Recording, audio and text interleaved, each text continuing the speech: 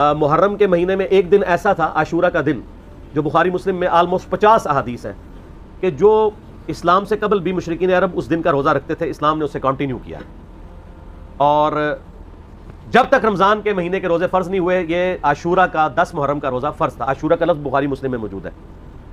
جب یہ فرض ہو گیا تو بخاری مسلم میں آتا ہے، نبی الاسلام نے فرمایا یہ آپشنل ہے۔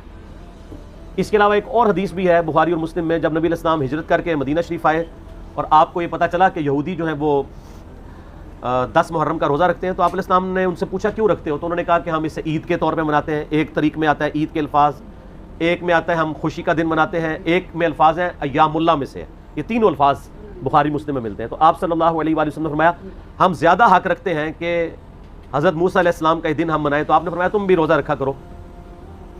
مسلمانوں نے پھر سے اس روزے کو شروع کیا۔ پھر بخاری مسلم کی ایک حدیث میں آتا ہے کہ ایک صحابی نے عرض کیا کہ اللہ کے محبوب صلی اللہ علیہ وآلہ وسلم آپ تو ہمیں مخالفت کا حکم دیتے ہیں یہود و نصارہ کی، تو یہ انہی کی پیروی ہو جائے گی۔ تو آپ نے فرمایا کہ اگلے سال میں زندہ رہا تو 9 محرم کا روزہ رکھوں گا۔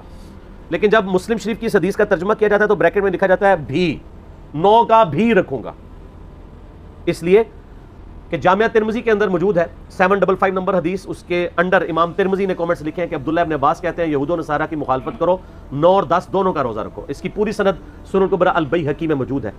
اس کے علاوہ جو اہل تشیع کا اس روزے پر اعتراض ہے، یہودیوں کا بھی ایک اعتراض ہے کہ جی ہم تو کوئی نہیں رکھتے، تو میں نے بتایا کہ اب وہ مہینے چینج ہو چکے ہیں، آج بھی وہ اس دن کو مناتے ہیں، لیکن ان کے اس مہینے کا نام تشریع ہے، تشریع بھی بولا جاتا ہے، تشریع بھی، اور یوم کپور اسے کہا جاتا ہے۔